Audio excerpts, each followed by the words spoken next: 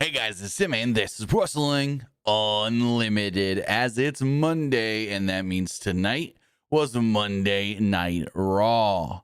We had Monday Night Raw from Madison Square Garden, and then technically NXT will be from Madison Square Garden tomorrow as well. They're going to be in the theater in Madison Square Garden.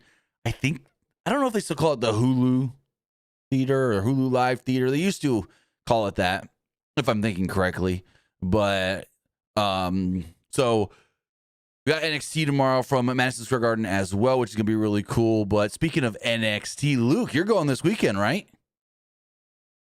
I am. I will be at Stand Deliver this weekend. I will also be at the Friday Night SmackDown as this Friday as well. So if you do see me there, come say hi. Very cool. So next Monday we'll get your thoughts on being at both of those shows live. I do not know if I'm going to be doing an NXT review, like NXT Stand and Deliver review. I'm going to try to, but we've got, it's Easter weekend. We're doing things on both days, Easter-wise, so I don't know what my schedule is going to look like pertaining all of that, but I'm going to try and, especially if there's like a title, if there's title changes on Stand and Deliver, then I'll at least make some videos or whatever, or maybe do like a fast recap. There's going to be some title changes, okay. I assume. Here, let's pull up the card really fast. Stand and Deliver. Let's do this. We're going to run down the Stand and Deliver card, and we're going to talk about what's so far announced for WrestleMania. So let's go Stand and Deliver 2026. So far announced for Stand and Deliver in St. Louis, we've got the NXT Tag Team Championships on the line, the Vanity Project, Brad Baylor and Ricky Smokes against the Birthright, Channing Stacks Lorenzo and Uriah Connors, and then Los Americanos, Bravo and Rayo are also in that match as a triple threat. We then got the NXT North American Championship on the line, Miles Bourne versus Johnny Gargano. We've got the NXT Women's Championship on the line. We don't know who the opponent's going to be quite just yet till tomorrow. It's JC Jane defending against either Kendall Gray or Lola Vice. And then in a singles match is Sol Ruka versus Zarya. And in what I assume is the main event, Fatal 4-Way for the NXT Championship is Joe Hendry defending against Ricky Saints, Ethan Page, and Tony D'Angelo. So you say, titles are going to change. Which titles do you think change hands? So I assume Vanity Project will probably keep the tag titles since they just won them. So I assume they'll probably keep them. Okay. At least I assume. Right. I don't see Los Americanos. I don't see them winning it either. I think they're kind of just in it just to be in it. Also, I think Los Americanos are going to get screwed in this match because I think the original Grande is probably going to try to screw them. Oh, interesting. So I think Vanity Project retains.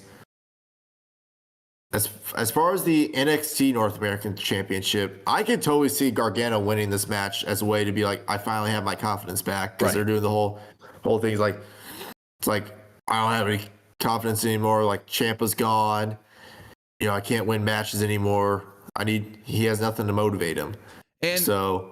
Sorry to cut you off, but another reason I think Johnny could win the title, like I thought, because you asked me before if I thought Johnny would win, and I think he will. I didn't think for the same reason you did. I like your reason, but I also think Johnny wins just because they need a name down there in NXT, a big name, a veteran that can work with the guys in NXT and just help develop those, stars down there.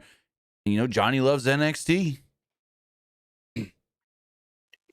He loves NXT, but I mean, it is. I don't think we should keep him there too long, though. I don't think you should keep him there too long. Right, but it's also a very different NXT. It is a very different NXT, but I just don't want them to keep him there too long because then that'll just be a reason we got nothing for Johnny on main roster. So speaking of that, some people have asked, what's Johnny's contract status? Ciampa left. According to, I think it was a report from Fightful, they were not told how long is left on Johnny's contract, but they said Johnny's well under contract, which means probably still signed for a while. I'd say at least 2 years. That's what it sounds like. So well under contract. But then I think Kendall Gray could win that NXT Women's Championship. I think she beats Lola Vice and goes on there and beats JC Jane. What do you I don't think? know much about Kendall Gray, if I'm being honest with you. Kendall Gray is going to be a big fucking star. She is already at the skill. Wasn't she the former Evolve Women's Champion? Yes. And she has not been doing this for that long and already freaking great. She is so good in the ring. She's got a great look, great presence. I think she's going to be someone big. And I think you push her now. Don't wait. Push her now. Like Lola Vice, what would this be, like her second title match in the last year? Like her title opportunity? So I don't think Lola Vice, no. I think you have Kendall Gray, and you have Kendall Gray win the title, because then you can also call it JC Jane. It's time. You need to call up JC Jane. You need to call up her and Fallon Henley. Yes. You need to. Laney Reed, not ready yet. But JC Jane and Fallon Henley, they're better than probably a good handful of the women on the main roster right now. Yeah, JC Jane's been in NXT for a while. Since the You gotta call her rebrand. up. She's been in NXT since the rebrand. Yeah. So, Then for the well, but Sol and Zarya, who you got? so I think Zarya wins, and they call Sol Ruka up to the main roster. I can see that. That actually makes a lot of sense. They have Zarya win, and then after the match, everybody goes like, "Thank you, Sol," or "Thank you," like, "Yeah, thank you, Sol Ruka." You would hope the crowd does that. Maybe if Zarya wins, you start that chant. You're the one that gets it going. Thank you, Sol. Thank you, Sol. You start her little thank you send off. If no one else does it, maybe I will. If everybody follows along, right? Or unless they don't like right after like Zarya's music, they just go straight to they play like an ad or whatever. But you guys wouldn't know that live in the building, so. Well, they'll cut it dark, and then they'll just play like an ad. True. And then Yeah. they'll have Sol Ruka walk out. They do that every show. Lights might go down. That's true. And then for the NXT Women's North American Championship, Tam Paxley versus Blake Monroe? That has not been announced yet. It could get announced, but I don't know if it does. It's not announced yet. You gotta have Blake Monroe wrestle on the show. You have to. I mean, she hasn't worked a match in a while, to be completely honest. Like, when was Blake Monroe's last? Blake. What, the Speed tournament or whatever? Yeah, that was the last time she worked a match. Which, it's weird. She lost in that tournament, and then all of a sudden she's just given. Yeah, she lost on television. Her last televised match was Vengeance Day when she beat Jada Parker back on March 7th. So it's been almost a month since her last match. She hasn't worked since TV. Actually, she's only had that was her last match. And then she worked one live event where she lost to the Ring QCC, her and Nikita Lyons, who was, I guess, at Raw tonight backstage, according to reports. I don't know if they used her for anything. She wasn't on Raw, so I don't know if maybe they filmed something for main event or if she was just there because they're in town. Man, what a fall off for Blake Monroe. Did they just not think she's ready quite yet? I know people don't want to hear this, but I'm going to say it anyways. Mariah May was a result of Toni Storm making her look good. I'm going to say it right now. We have learned with Blake Monroe and WWE, and this is not, WWE messed her up. No. We have learned that she might not have been as good as we thought she was, and it was all Toni Storm making her look good. I'm going to say it. You may not like it. I'm just going to say it. So, I don't know, but how about the Fatal 4-Way for the NXT Championship? I think Tony D is going to win that belt. Tony frickin' D? Really? Think about it. He's been in NXT for a while. They brought him back, and I think Joe Hendry will probably get called up. I don't think you keep him in NXT for much. Here's the weird thing. He kind of did get called up to SmackDown, started working a program with The Miz, and then they were like, oh, no, we want Oba on the main roster, and we need Joe to be the NXT champion, so we're bringing you back down. What? That was weird.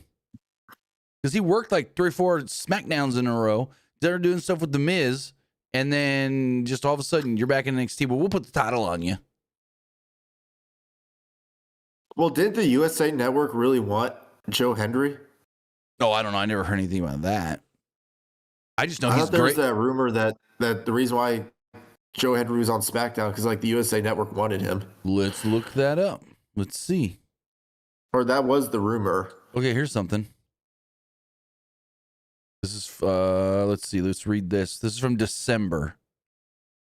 WrestleVotes reports that the USA Network wanted to get Joe Hendry, and quote, there have been discussions about Joe getting a main roster call-up with SmackDown being his permanent home. Yeah, I never heard that one. Interesting. That was back the end of December. That was reported by WrestleVotes. So yeah, I could see Joe Hendry getting called up as well as Ethan Page. Ethan Page should get called up. Yes. Now this man's done everything in NXT. You gotta call him up. Now I'm gonna say something else that some people may not like to hear. And this is not like what I said with Blake Monroe. WWE didn't mess her up. She just wasn't as good as we thought she was. I think WWE has slightly messed up Joe Hendry. I don't think Joe Hendry is over as big right now as he was a year ago. When he went to WrestleMania and fought Randy Orton as the TNA World Champion, I think he was more over then. And I'll tell you right now, my son never watched TNA. He literally only sees stuff from WWE. And he'll maybe, and it's very rare, occasionally, he'll see a AEW clip or something. And it's usually because he noticed a former WWE guy. Well, watching the Rumble last year, he knew who Joe Hendry was from social media. And has never watched anything that Joe Hendry was in before that Royal Rumble. I don't think people are saying that today, a year and a half later. Oh, I know of Joe Hendry because of social media and the song. Because my son knew the song. I believe in Joe Hendry. So, I'm just saying. It's because WWE messed up his... they messed up his popularity, in a certain way. I think putting him in NXT, and this is not NXT screwed him up or anything. I think just him on NXT, they used him too much as a meme. They tried to make him the next Bobby Roode with Glorious, but the Glorious stuff only really worked the way that they were trying to do it on TV with, you remember back in the day when they would do those Ciampa Gargano videos and then all of a sudden Bobby Roode would pop up in the background. Glorious bombs. Yeah. They tried to do that on TV with Joe Hendry, and it just made him seem like a goofy meme. So I think you bring him to the main roster and you got to rebuild him. But if anybody can build themselves back up, it'd be Joe Hendry. So who do you think wins? Do you think Tony D wins the title? Yeah, I can see it. Here's my thing. I feel like if Ricky Saints wins it, then they're probably gonna call up Hendry, D'Angelo, and Ethan Page, and now you're kind of stuck with like no other stars. No, I don't think you call up Tony D. I don't think you call up Tony D. That's my thing. I don't think you call him up. I think he stays down. That's why I say put the NXT championship on him. Be like that big baby face who's been in NXT for a while. He finally gets that big win. I got it. Tony D is about to win. He either knocks out Ethan Page or knocks out Joe Hendry, gives him that big spine buster chokeslam deal that he does. But then right as he's about to go for the pin, Ricky jumps in, throws him out of the ring, and steals the pin and the title. And so then you have the story right there that Tony D was about to win, but Ricky stole it from him. And so then you can have Tony D chase Ricky to whatever the next PLE is. It's not a terrible idea. That way you still have two top guys and two So big you contenders. think they recreate the whole Ethan Page and Trick Williams stuff? Sure. I mean, they've done that for years. Like Trick Williams was about to retain the title, but then Ethan Page stole it. But they've done that for years in wrestling, even before that. But I know what you're talking about. Yeah. So it should be interesting. We'll see where it all does go. That is this Saturday, April 4th, the day after my birthday. And yeah, so should be fun, should be cool, should be great. But as far as big shows coming up, we also got Wrestlemania Tonight, 4 new matches were announced for WrestleMania, with now makes a total of, I want to say 12 matches for the 2-night extravaganza. We still do not know. Here's the weird thing. They've said Michael Cole tonight, unless I heard him wrong, said Saturday night of WrestleMania, Cody Rhodes, Randy Orton, and then said Saturday night, CM Punk, Roman Reigns. Which is it? Which is it? Sorry, can you repeat that? So Michael Cole at the beginning of the show, when Cody came out, said that Cody was facing Randy on Saturday. But then when Roman and Punk were out there, he said that that was Saturday. So which one's the night 1 main event and which one's the night 2 main event? Do they not know yet? Well, the night 2 main event has to be Punk and Roman. I would assume, unless they're scratching their heads going, Cody and Randy got a lot of play right now, and people are really digging the Randy. Because honestly, I would just have that one be the night 1. Just do something different. Do CM Punk versus Roman night 2. I'm just gonna say, I think the biggest pop of the night, like the biggest entrance fanfare reaction, I think Randy Orton's gonna get a bigger pop than CM Punk when he comes out. Because everyone's loving the Viper being back. Like 2009 Randy? Yeah. It's great. Because everyone's wanted him to be. So ever since he came back from his back injury, he's been a babyface. I mean, granted, he's Randy Orton. He slithers around. He RKOs people out of nowhere. But he's a heel again. And we haven't seen heel Randy for a while. And heel Randy is the best Randy, especially crazy, unhinged heel Randy. So, and fans love it. Do you know one of the biggest things out of this is? What?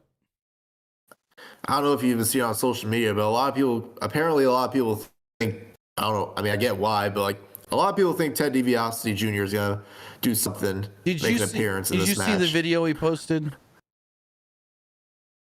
Who? Ted Jr. Yeah. So for anyone that doesn't know, there's a video going around. I think it was Ted DiBiase Jr. and his lawyer or something. And the lawyer's I don't know if they're on a live stream or how, I don't know. Someone sent me this video after the fact. And so Ted DiBiase Jr. is in the background on the phone, and his lawyer's on the camera and talking to whoever, or I guess it's the live stream. I don't know.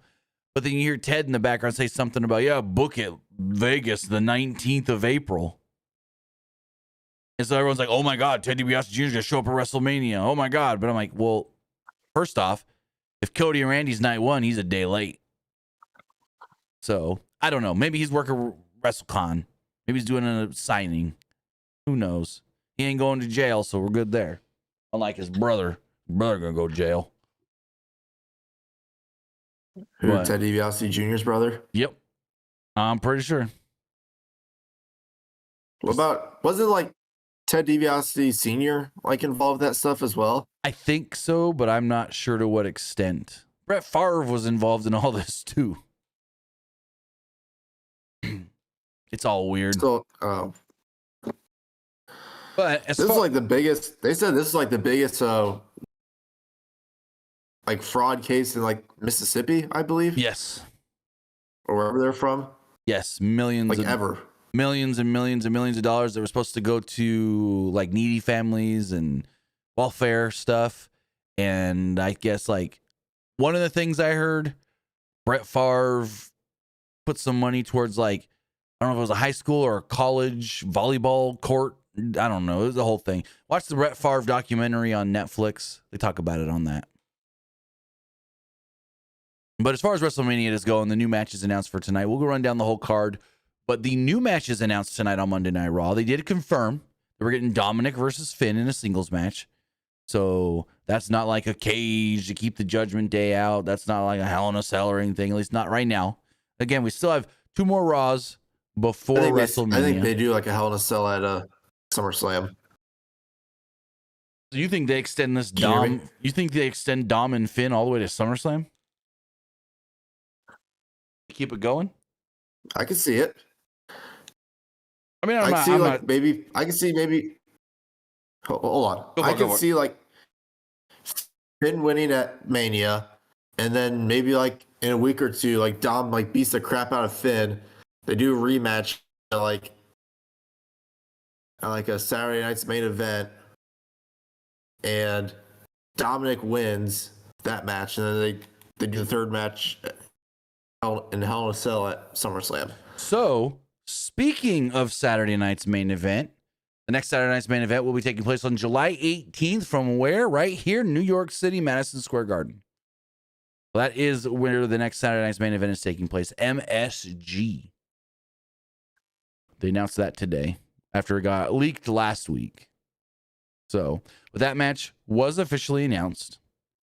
We also did learn that the Women's Tag Team Championships will be on the line in a fatal four-way match. The Irresistible Forces, Lash Legend and Nia Jax, will defend against the team of Alexa Bliss and Charlotte Flair, Bayley and Lyra Valkyria, and the Bella Twins. We then also learned that...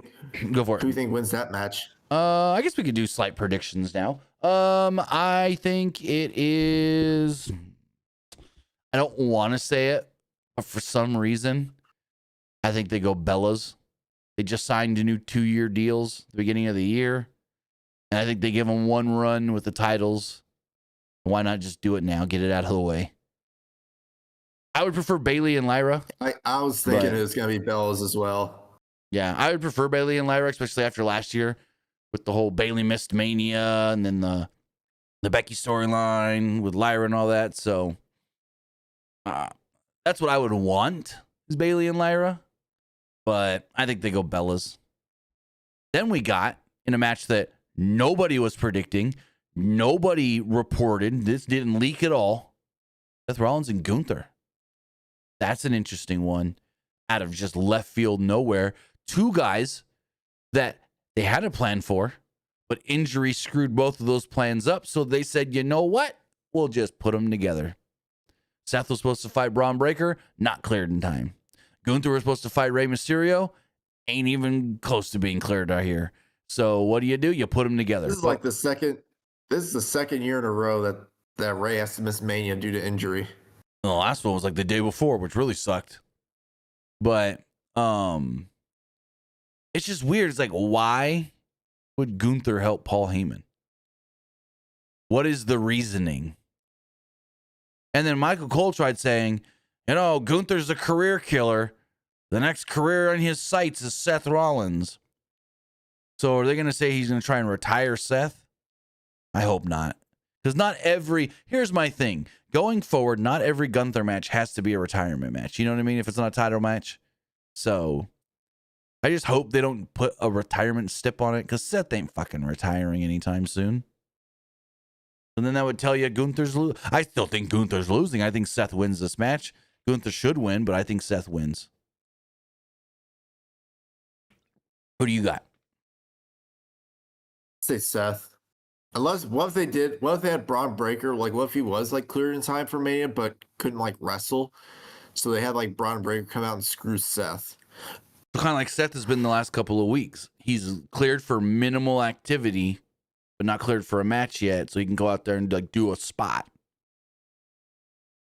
That would make sense. Braun Breaker comes out who's like not cleared for a match, but could do like minimal activity. Right. And screw Seth. Kind of like Seth from Chamber to Now, where, he said he wasn't cleared. They said he wasn't cleared, but he could do some stuff.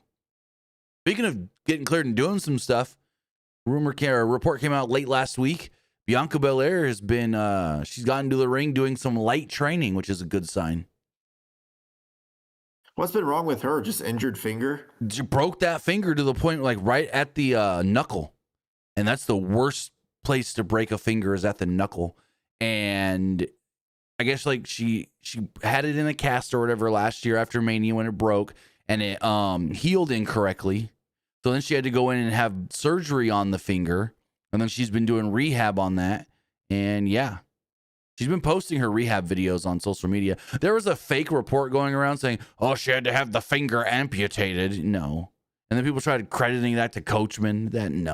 No. But the other match announced tonight on Monday Night Raw for WrestleMania, Penta will be defending the WWE Intercontinental Championship in a fatal 4-way match, a fatal 5-way match, I mean. We got Dragon Lee, JD McDonough, Javon Evans, and out of nowhere, Rusev. I guess you need a big man to catch the guys falling off the ladder. But looking at this, I think it's going to be a pretty damn good match. And Penta retains the title. Now, you could make the fans happy and put it on Javon. But I think Penta should retain. What do you think? I think Penta should retain, but like he will. I think he will retain, but I'd say if they're gonna have the belt change hands, it'll probably be Javon. That's like a why not? Fans love him. But he's like very popular. Let me butt you on that. When you say why not fans love him, why not fans love him? Javon had like 10 title matches in his run in NXT and lost them all. And everyone kept saying, you know, Javon's over. The fans love him. You should put that title on him. And he lost every time. I think it was like 10 or 11 title losses. So we'll see. Maybe Triple H sees something different than Shawn Michaels did. And they'll actually put the title on him. Shawn Michaels did not book Javon Evans right. I'm going to say it right now. Nope. Like, I thought Javon Evans should have been the one that beat Oba for the belt instead of Ricky Saints. Yeah, me too. Instead, Oba threw him from the ring all the way to the damn announce table in Lowell, Massachusetts. Whooped his ass.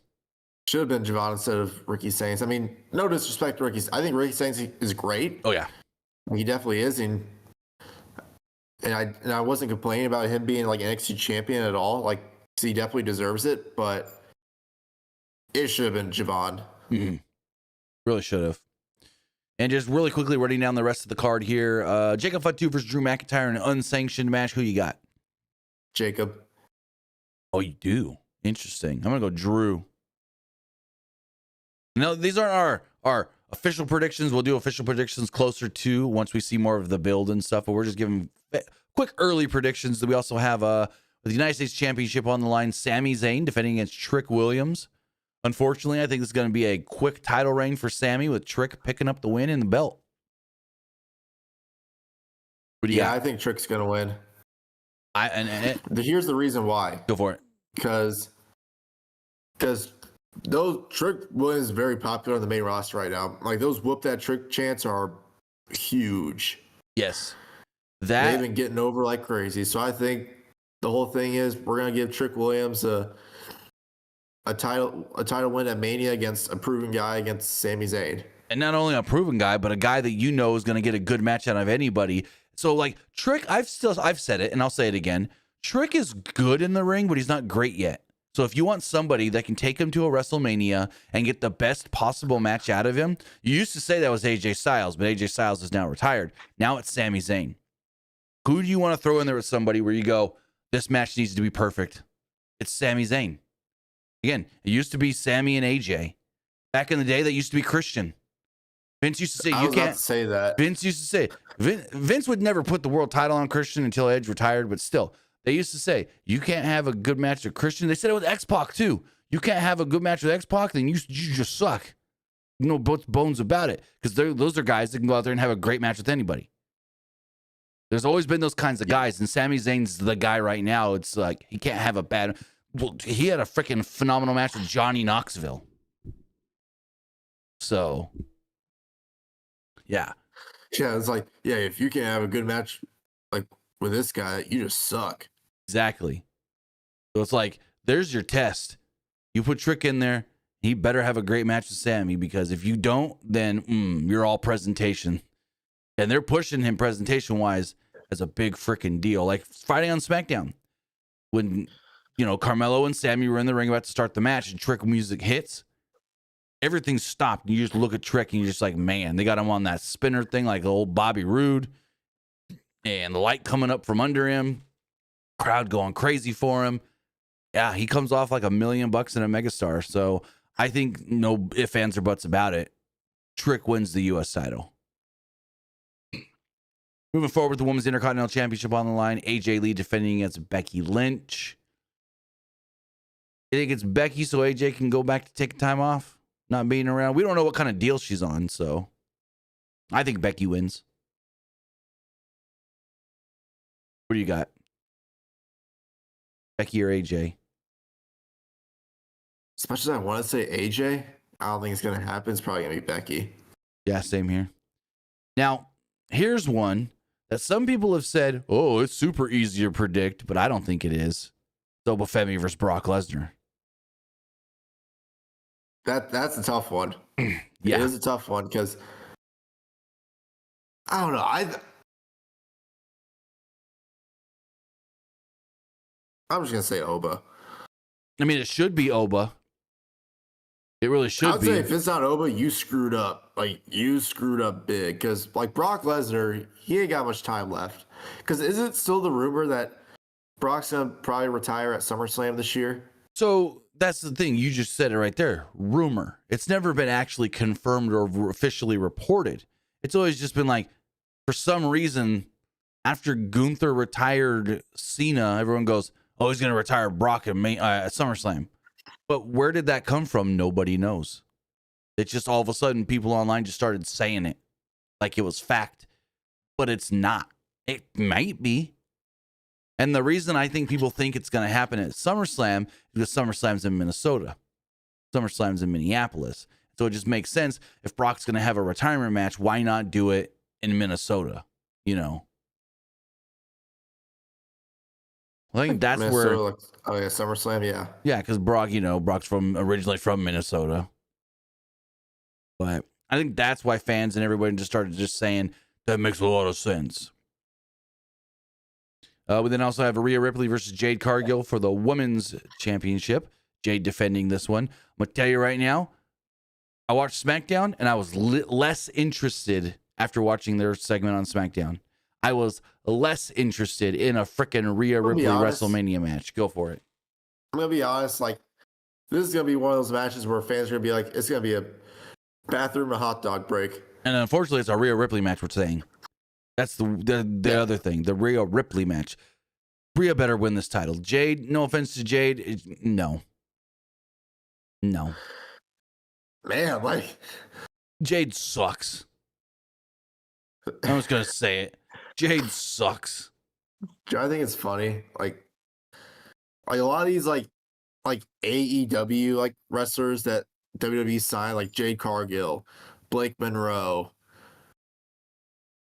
like they have not improved ever since they came to WWE. Like Blake Monroe was like you said, Tony Storm just made Mariah May look good. Jade Cargill, I don't think she's really all that great in the ring. No, she's never been. Never been. Like, because she doesn't get enough matches. She doesn't get enough time to work and learn and get better. Well, that and like she didn't really do anything in AEW because all she did was those 10-second squash matches. She would have like 8-minute pay-per-view matches here and there. But other than that, yeah, you're not wrong. Well, she hadn't really learned a thing in AEW because it was always those 10-second squash matches. Yeah. But the issue is, and Cody has said it, and others have said it. I can't remember who I was listening to. Oh, I think it was Sam Roberts and Chris Van Vliet were talking about it on their podcast that they did together, where it's just like, no, it wasn't. It was Maven.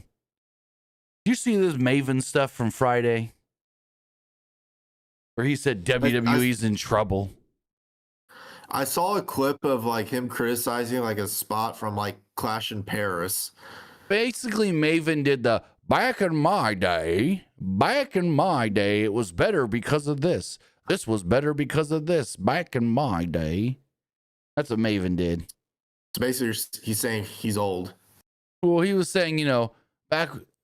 So for anybody that didn't watch Maven's video last Friday, Maven posts a new video every Friday. And the title of the video was WWE's in trouble. And I'm like, in trouble for what?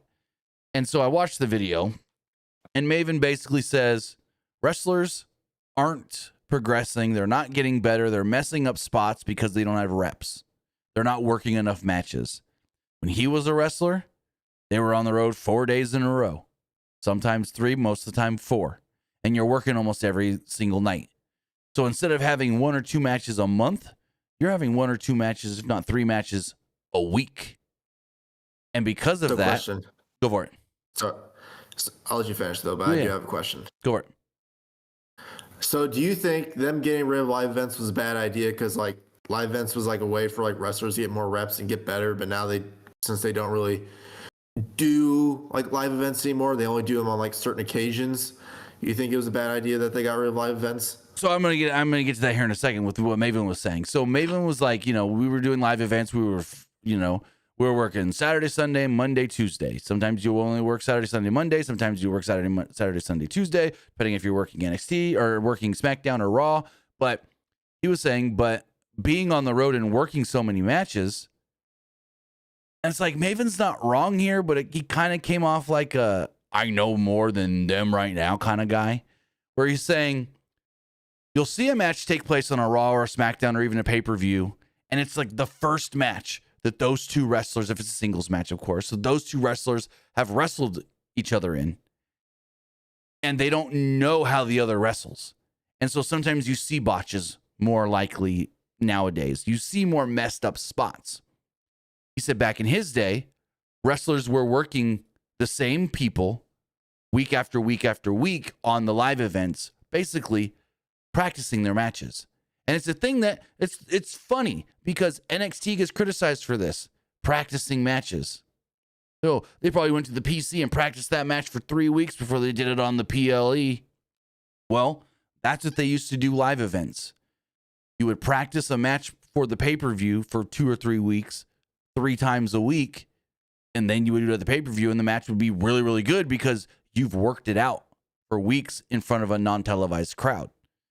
And so I feel that, yes, I think live events are needed because, A, the less amount of matches a newer talent is working is not going to help them progress and get better. And I say this all the time about AEW, and the example I give always is Private Party. Private Party looks and just wrestles the exact same that they did all the way back in 2019 today. They don't look or feel any better, but they don't look or feel any worse, which is both good or bad. And then you look at guys and girls in WWE, like Tiffany Stratton, for example.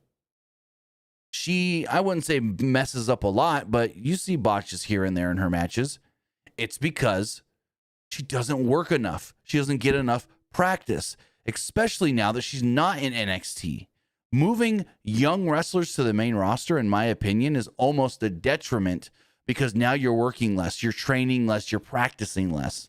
We don't know how often maybe she's going to go to NXT, the Performance Center, just to practice, just to get reps in a ring. Or, oh, I'm main roster.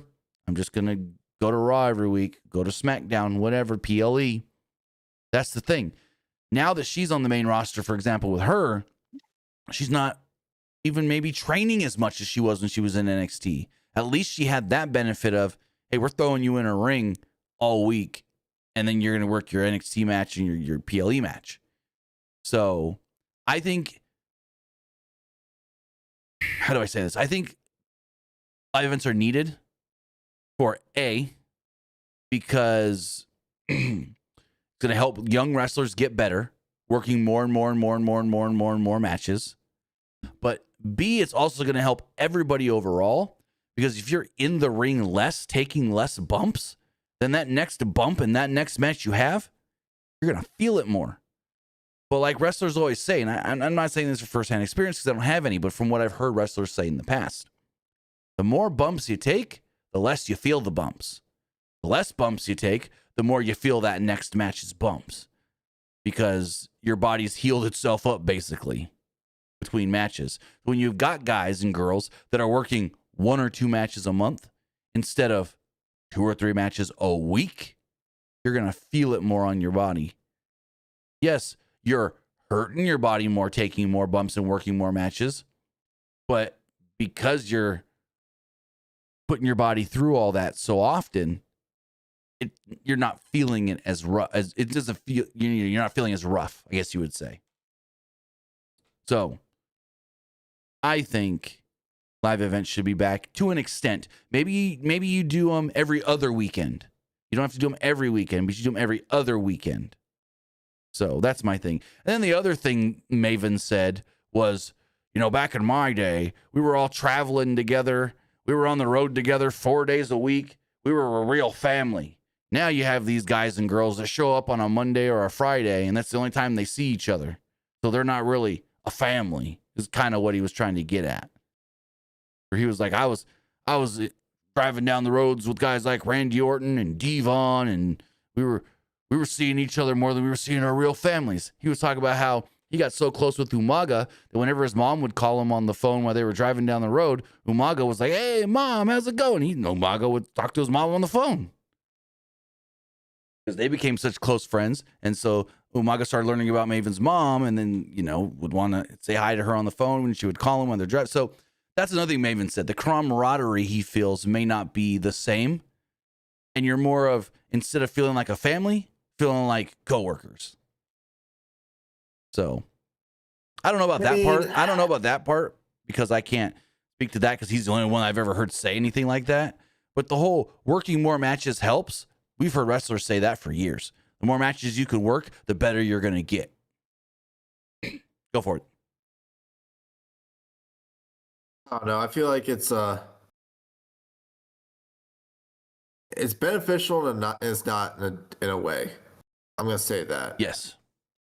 Like, yeah, it'd be good because you're helping wrestlers get better, but at the end of the day, I feel like it's also a way for like a lot of wrestlers to get like burnt out quickly and then be like, oh, we don't want to be in WWE anymore because like we're just feeling burnt out, so they're gonna go somewhere else with a lighter schedule. And that was the thing when AEW first started. It's got the better schedule. Well, now WWE has a similar schedule. And so you don't have to do the whole, well, do I go to AEW just because they have the better schedule, or do I stay or go to WWE? That's the thing. But again, I still think they should do at least like every other weekend house shows. Also, here's the other thing that house shows help. It helps people get to go to live events. Because there are some cities that don't get a Raw, that don't get a SmackDown, don't get a PLE, and we're only getting live events. Like when I lived in California, back in Fresno, for a while, we never got a Raw or SmackDown. I think the last SmackDown we got, the last televised show they had was a SmackDown in like 2018. Since then, they had just had live events. And that was the only way you were going to be able to go see wrestlers live and in person, unless you wanted to drive 3 or 4 hours to LA, 3 or 4 hours to San Francisco. Because they were getting the Raws, they were getting the SmackDowns. Fresno was getting the live events. That's the other thing live events do help. It helps the fans because there's a better chance. If you're in a smaller city, you might get a live event. So that's the other thing that I see it as well. Man, I used to love live events. Like going to them, they were so much fun. You can basically interact with the wrestlers. It was so easy. Like I remember, like, I know this was a little different, but like the last live event I went to, it was in Champaign, Illinois. I got like a VIP pass for Christmas, and basically how this works is they give you like a bag of like stuff. It's like a magazine with like pictures of all the wrestlers, a mini title belt, a hat that says my VIP experience, and they gave you, I can't remember what it was, but like they gave you something else with like a WWE logo on it. Basically a bunch of stuff that can get autographed. Right. And they bring like 2 or 3 wrestlers in there, be like first wrestler that's gonna come out for you guys get to meet. I mean, the 3 wrestlers we got was Tegan Knox and the Good Brothers. Nice. And those 3 are no longer in WWE. Right. I mean, I think the Good Brothers are kind of out of their prime now, but at least in my opinion. A little bit. Tegan Knox, I mean, or Nixon New, I feel like her popularity went down a lot. She kind of screwed herself with the whole AEW incident. Walking out. Well, we don't want to do that match. Yeah, she kind of screwed herself over. But anyway, it was fun. Then during the actual like live event, like Cody Rhodes signed my Cody Rhodes belt. Nice. And I got a picture of Seth Rollins as well. Because for those type of live events, wrestlers aren't really like crunched for time. They literally like take their time talking to the fans, like giving autographs. Like it's fun for the fans. Like yeah, like the matches like are like very like mid. Like, but people don't really. I feel like people don't really go there like for like matches a lot. A lot of times they just go there because like it's an easy way to like interact with wrestlers because those type of shows are not crunched for time, so they can like literally take their time like interacting with fans, giving autographs and stuff. Well, I mean, the last live event I went to, it was in Fresno, back in California, and it was actually there was like almost 10,000 people there. It was one of the I think they said something like it was the highest attended non-televised WWE show in like 5 or 6 years. And Cody and Nakamura main evented in a street fight that was actually pretty damn good. So yeah, like you could practice like a street fight, then like once it happens on television, you can do it. Right. They did like a Mountain Dew pitch dark like match of LA Knight and Bray Wyatt at the one I went to. Oh, really? Interesting. That was like after it was after they did the Rumble? Yeah. Huh. They're just like, yeah, we'll just do it again. Why not? Weird. But what others? They did the Good Brothers versus they did Gallows and Anderson versus Damian Priest and Dominic. They did Cody versus Finn. They did Natalya and Tegan Knox versus Ronda Rousey and Shayna Baszler. Damn, they had Ronda working live events? Yeah, that was like, yeah, they had Ronda working live events. Interesting. I think. At least during that time they did, because like she wasn't, I wouldn't say she was like as popular as she once was. You see what Ronda said as to why she showed up at AEW Revolution and did the spot? Why? Basically because she wanted to do something in Marina. They were in LA, so she didn't have to travel for it. And she was able to give the middle finger to TKO. She said it was basically a fuck you to TKO. Well, everyone kind of knew that. Because they wouldn't pay her what she wanted for her fight with Gina Carano to be UFC. So yeah, she's going hard on them. But she'll never say anything bad about Dana. It's all TKO. So, but really cool. Go for it. I'm trying to think what other matches. Oh yeah, they did Becky versus Bayley.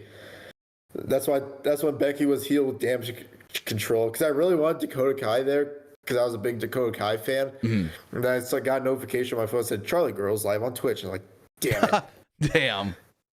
That was like 3 hours before the show. I got a notification on my phone. It was a Twitch notification that said Charlie Girls live. And I'm like, damn it. Yeah, nope. She ain't getting from Florida to Champaign, Illinois that quickly. That was kind of a weird one. You had Bayley working live events, but you didn't have Damage Control with her. Maybe. I guess if they didn't want Damage Control wrestling, you could have just had Bayley by herself, I guess. Was that when Dakota was healthy? Because I know she was injured for a bit. No, she was healthy. Oh, okay. Because that was the year they were building up to Damage Control versus Becky and Lita and Trish. Gotcha. So she was healthy. We'll run down the rest of the WrestleMania card really fast. We have Liv Morgan challenging Stephanie Vaquer for the Women's World Championship.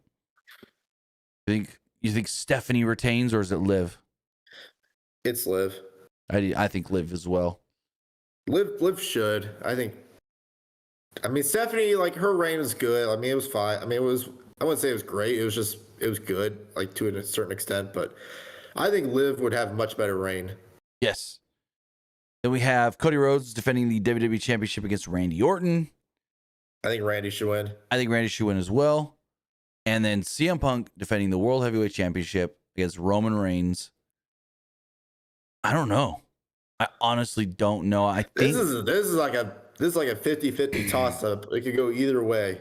If I'm gonna make a pick, I think I say Punk, only for the fact of he works more dates. We don't need another. The champ's never there. Basically. I mean, yeah. Yeah, that's a tough Roman one. just doesn't work much anymore. So it's like it would lower the value of the World Heavyweight Championship if Roman was holding it and working less. I don't know about lower the value, but did you hear Roman's whole speech a couple weeks ago as to why he works less. Why? Basically, he was saying, and this was on SmackDown. He said this. Basically, he was kind of telling the Usos, our dads were never around. They were working 300 days a year. Now, I have the opportunity to be a full-time dad and still get to wrestle, making a lot of money. He's like, my priority is being a dad. I'll still come here and do this, but being with my kids and being able to go do all the things with them, that's the priority. For them to see me more than to not see me. He basically said, I learned from my dad not being there that I wasn't going to do that to my kids. Which is commendable. I get it. Don't blame him. Yeah. But with all of that, I want to say thank you for joining us here, twitch.tv/PWU Unlimited, youtube.com/Pro Wrestling Unlimited, and podcast services all around the globe like Stitcher, Spotify, Google Pod, Apple Pod, Anchor, iHeartRadio, and so much more. If you're watching live on Twitch, you can help us out a couple of different ways. You can either help us out by hitting that donate button down below or donating Twitch bits in the live chat. Also, remember, you can help us out by subscribing to the channel one of two different ways. You can either subscribe with a tiered subscription or you can subscribe with Amazon Prime. Because remember, if you have Amazon Prime, then you have Prime Gaming. Prime Gaming gives you a lot of cool things like free games, free stuff for games, and you always get one free subscription to any Twitch channel you want to subscribe to throughout the month. I greatly appreciate it if you did right here for Wrestling Unlimited. Also, remember, you can help us out over on YouTube at that subscribe button. That way you know when we go live, when we post new videos, and when we post to the community tab. Also, remember, if you want to support the channel in another way, hit the join button and become a channel member. As a channel member, you get early access to our graphics tutorials, you get our graphics packages, emotes and emojis that you can use in the live chat in the comment section, and a badge next to your name as well. Also, remember, if you want to get your comment, question, or concern read live on the air, you can do so by donating a super chat in the live chat. And finally, head over to the Epic Game Store. Head over to the Epic Game Store and buy something. Whether you're buying a new game, whether you're buying an old game, whether you're claiming a free game or getting bucks for Rocket League, Fortnite, or Fall Guys, use this code right here, PW Unlimited, at checkout, and you will be supporting us at no extra cost. 2 nights ago, Hercules dropped in the Fortnite shop. Hercules, Meg, and old Hades. If you want to go check them out, get them. I got Hercules because I love that movie, Hercules. Check them out. Get them in the Fortnite shop. When you're buying the V-Bucks to do so, make sure you put in that code PW Unlimited, whether that's on your PlayStation, your Xbox, your Switch, your Nintendo Switch 1 or 2, your TV if it's got Fortnite enabled, your laptop, your desktop, your phone, your tablet, anywhere that you can play Fortnite. Also, remember, the new season just dropped recently. You can get Bugs Bunny in the Battle Pass. You can get Daffy Duck and Lola Bunny in the item shop. Go over there, hang out, play some Fortnite or some other games on the Epic Game Store. They always got sales going on. And remember to use our code PW Unlimited.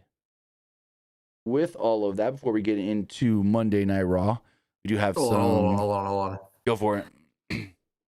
I want to read this super chat real quick. I was just getting to that. Go for it. You take it. We have Chucky 989 with a super chat. Tim's favorite wrestler, Ricky Sosa, signing with TNA.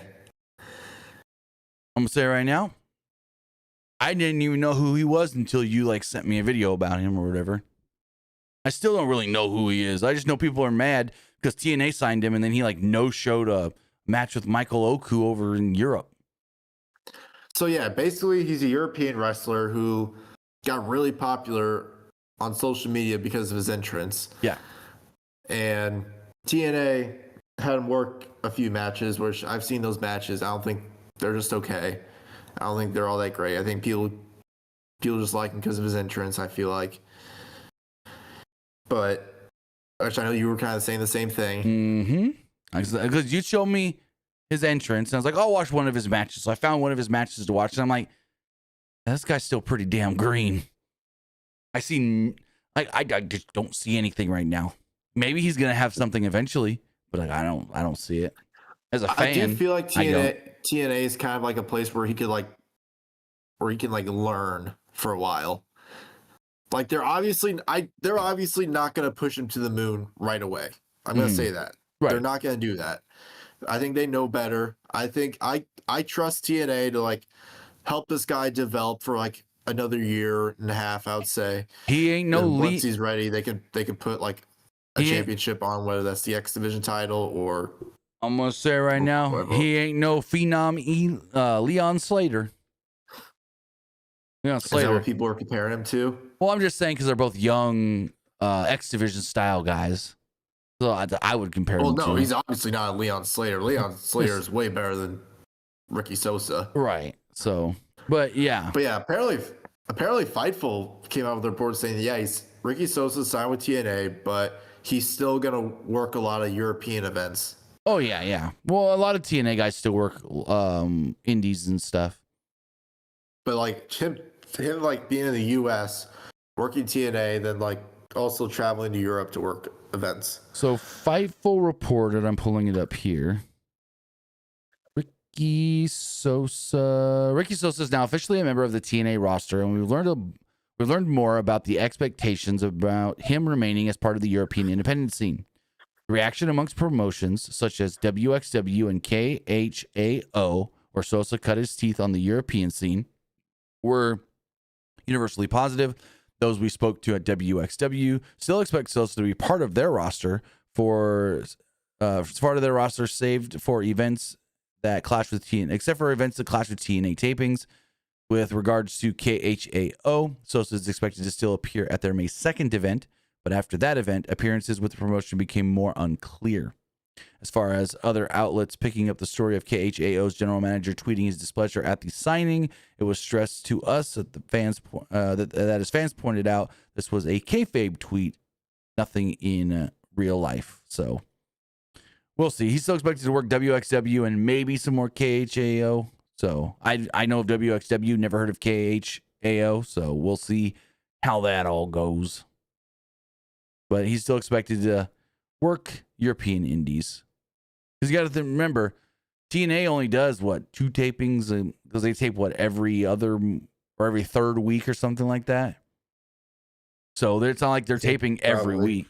So they're not, because I think they do live show, 2 or 3 tape shows, live show, 2 or 3 tape shows, live show. It's something like that. So, but hey, kudos on him. He did something that got him a little over, and TNA jumped on it and said, hey, we're going to sign this guy before the others do. So kudos to them. We do have some bit donations here from Esports Gaming Rules. He says, MSG is now Triple H and Stephanie's house now for the WWE Universe. I thought it was fucking weird that Stephanie showed up, and I was bored. I'm going to say it right now. That Stephanie segment with Cody did nothing. Nothing. Esports Gaming Rules also says, did you see the images of the brand new OKC Thunder Arena they are building, and what do you think of the NBA coming to Vegas and returning to Seattle in the future, and also the WNBA return to Houston and having the comments name back?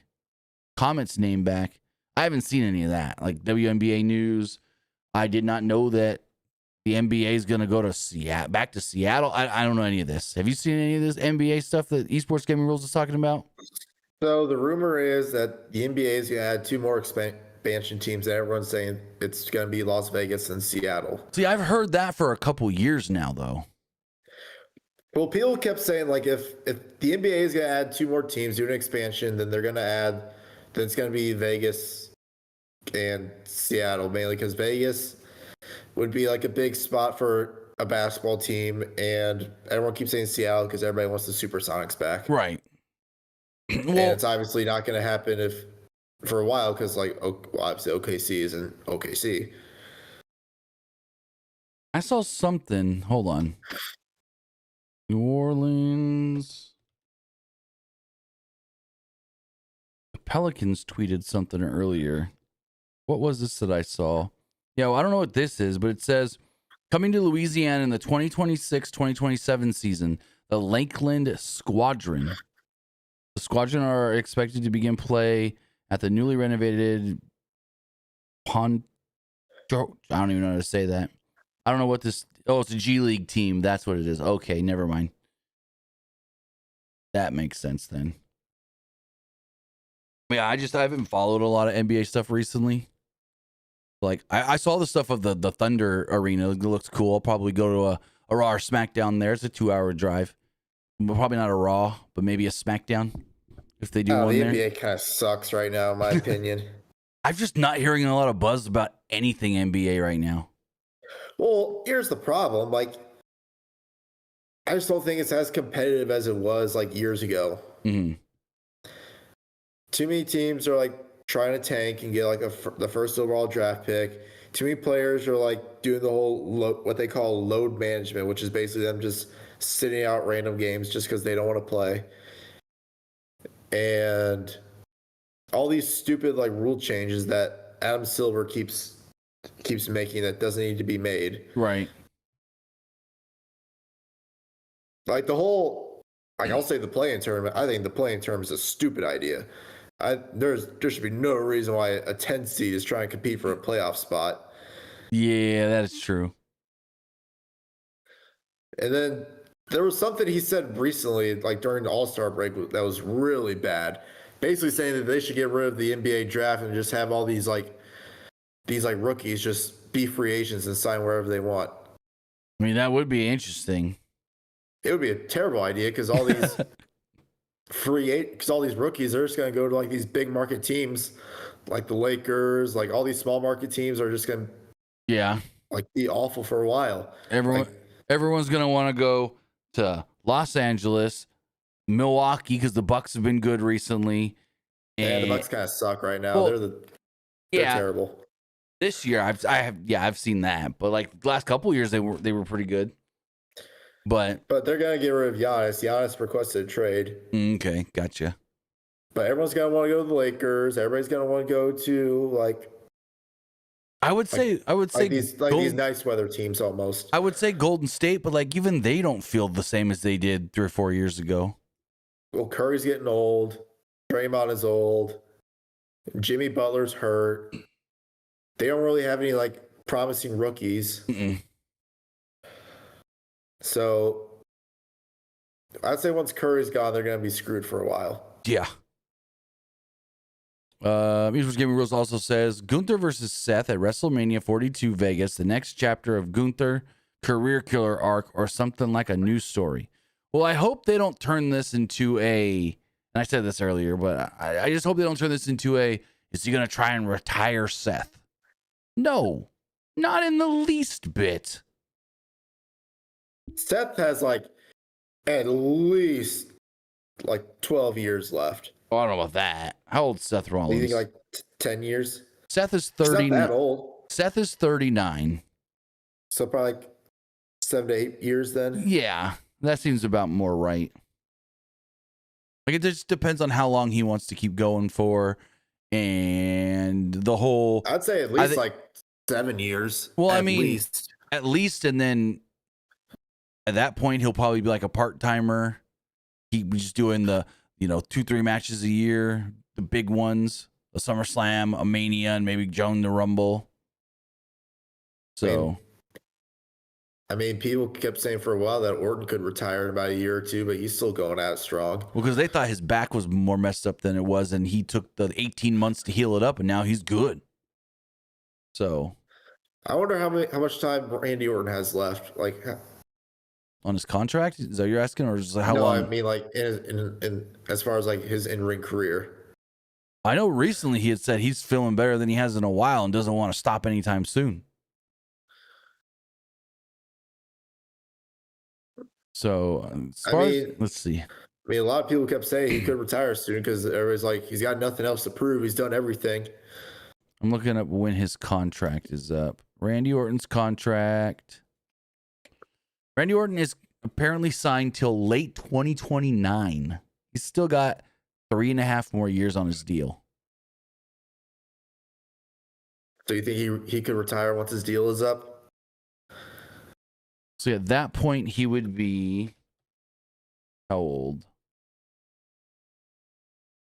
6, 4, 7. He'd be like 48, 49 by then. So I could see him retiring then. Yeah. But then even at that, maybe he doesn't fully retire and just does the big SummerSlam Mania match I mean, Brock's what, 50? Still doing? Brock is old.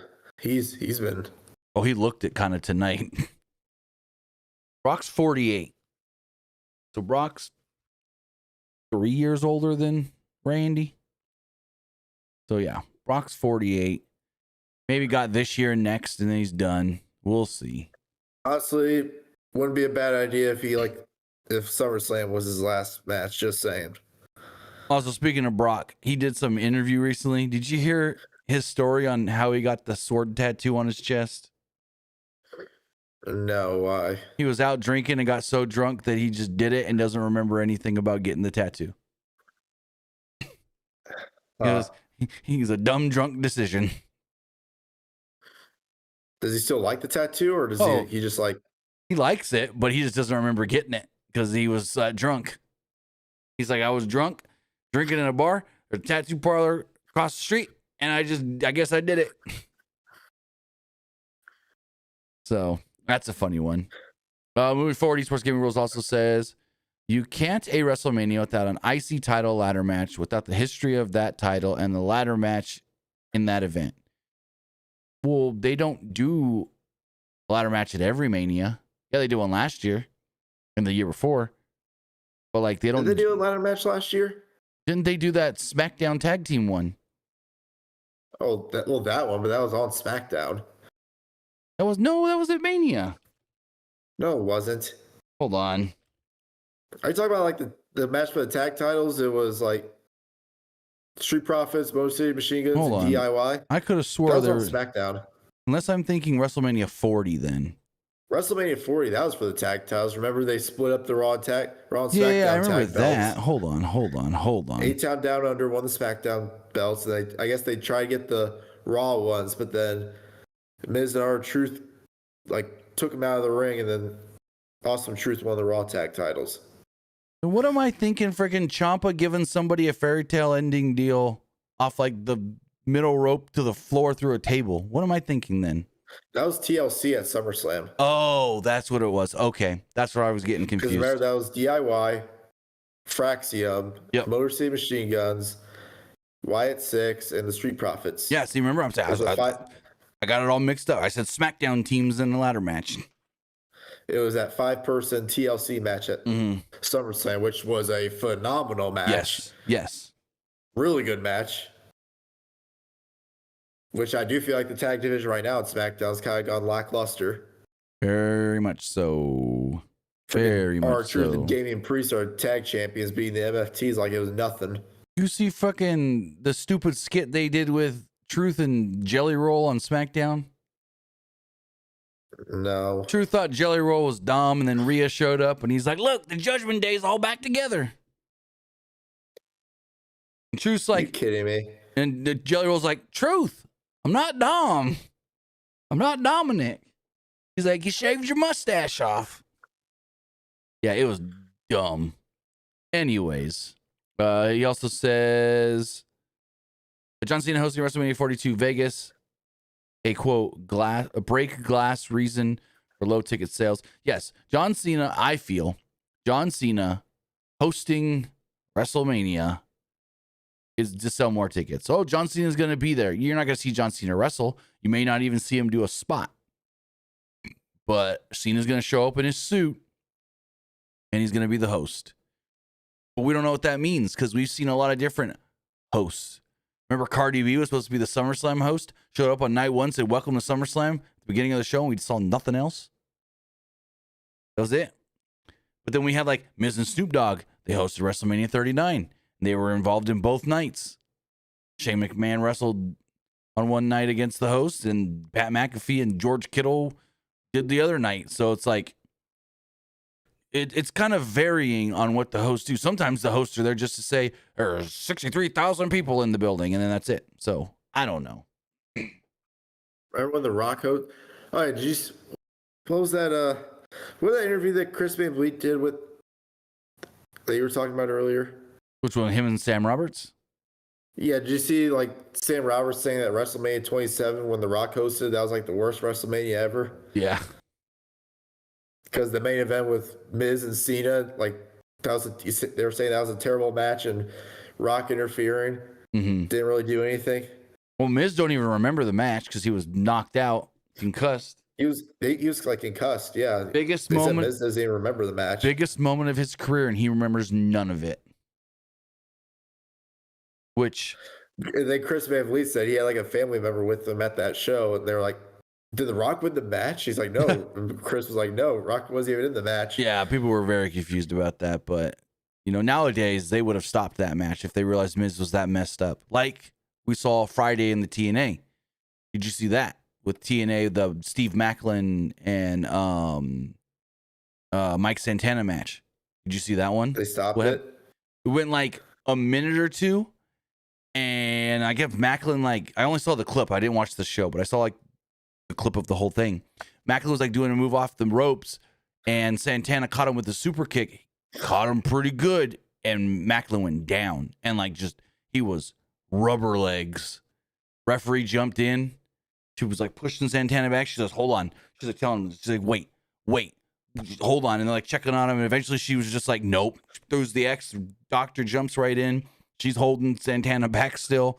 And Mustafa Ali was like, he sent her a big shout out the next day. Was like, "Thank you for keeping us safe." Macklin's fine. Like, they thought he had a concussion, but it was just he was knocked loopy in the moment. But yeah, crazy. Like, he was in no shape to continue wrestling. Man, that kind of sucked for the fans, honestly. Yeah, they tried to save it, where Eddie Edwards has the Feast or Fired for the world title briefcase deal. So they had him run down and attack Santana, not for a cash in, but just like, "Hey, I'm still here. I can cash in and get you at any time." They tried to do something. That's like the main event for Rebellion, I think, for the Rebellion show. Yep. Mike Santana, which I guess Eddie's cashing in that briefcase for that title match.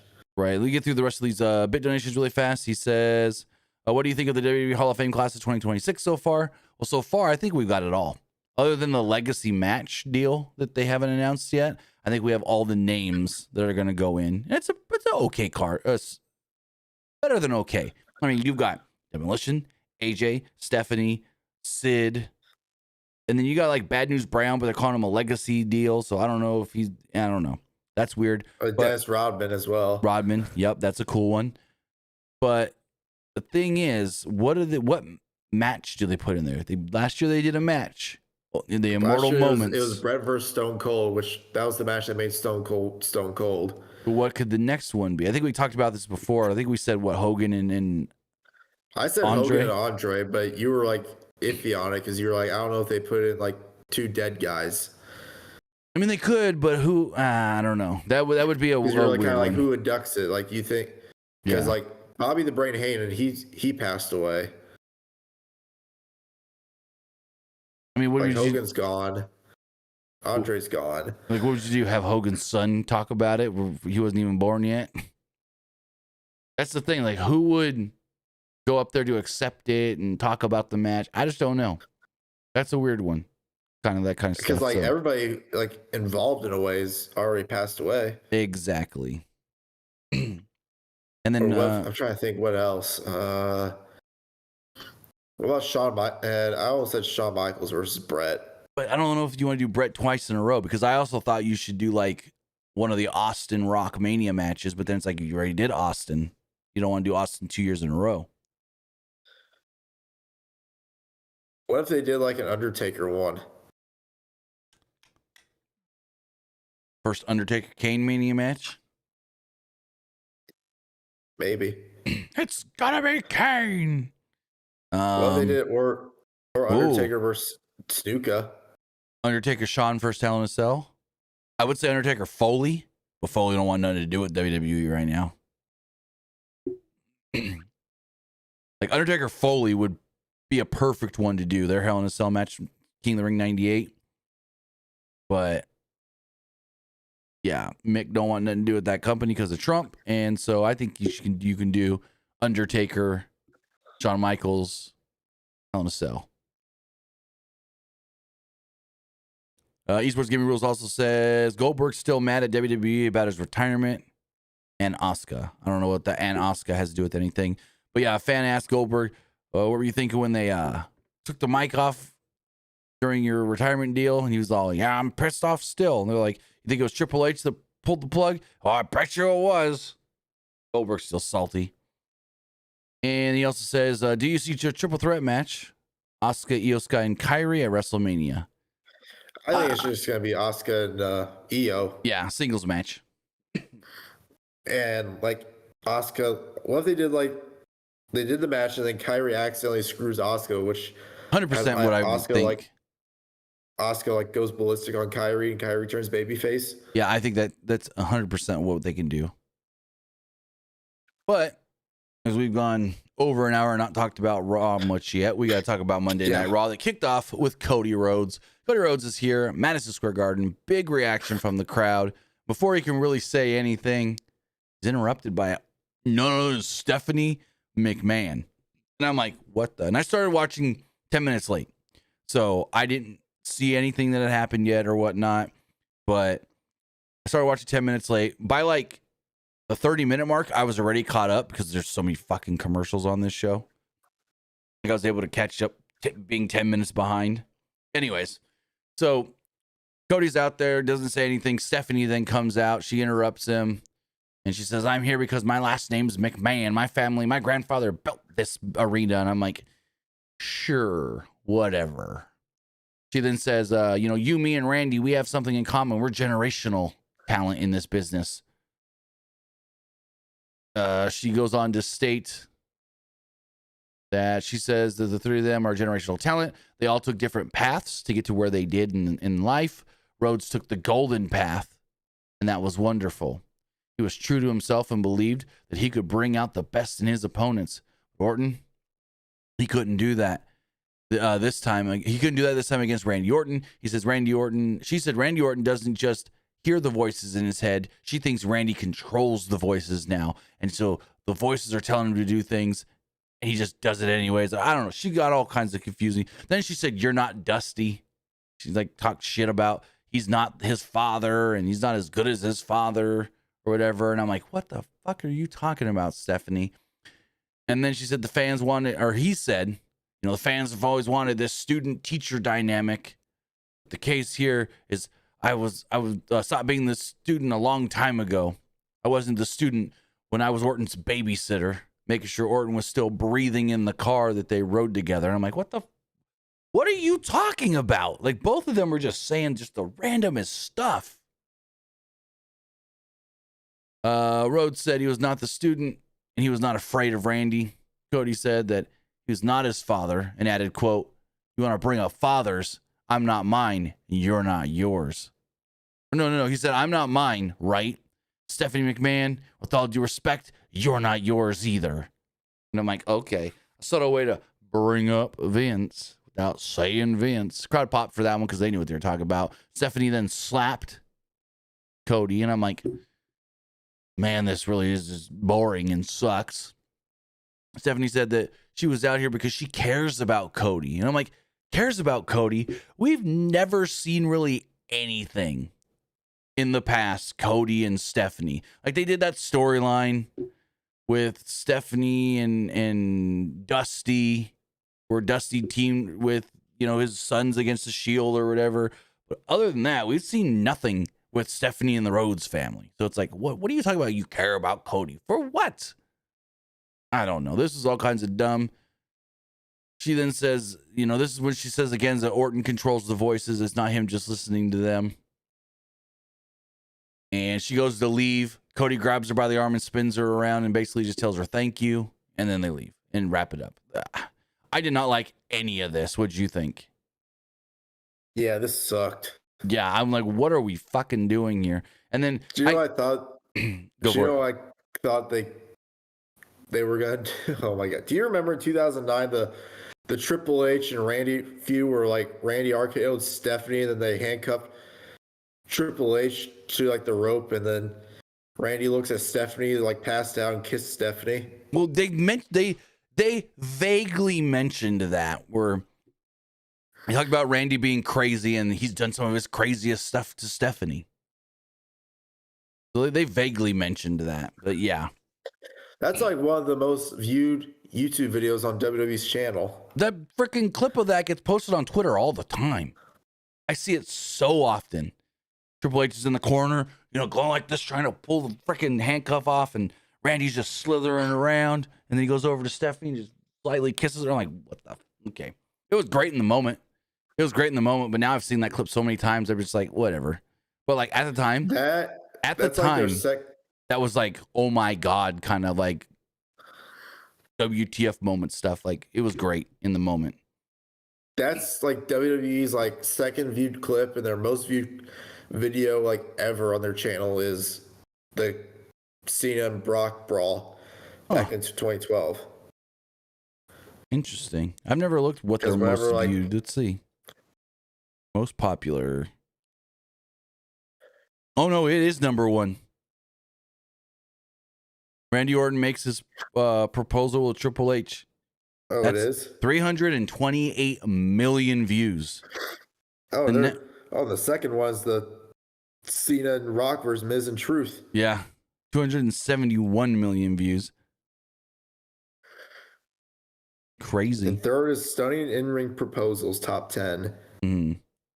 And then John Cena. Yeah, fourth is John Cena, Lesnar. Interesting. Team Cena versus Team Authority with 207 million. That's the one that Sting showed up, right? Yeah. So I thought. It's Sting. Anyways. So yeah, this whole Stephanie Cody thing, it felt like it wasn't. Well, it didn't feel like it. It wasn't needed. Like, you're opening Raw with a SmackDown angle. I get it. You're in Madison Square Garden. Stephanie, I don't know why they wanted to do it, but Stephanie ain't going to St. Louis on Friday. So, I don't know. I just felt like this was not needed and kind of stupid. We got I Show Speed backstage, and that's when I'm like, oh, this man's working Mania. He's doing something. Because he ain't on the show 2-3 weeks in a row. He's yelling at Adam Pearce. Where's Dan? Where's that guy? I need to find that guy. He cursed me. And Danhausen shows up. He's like, hey, it's been like the worst week of my life. You need to uncurse me. And Danhausen says he's got a less of crazy demands first.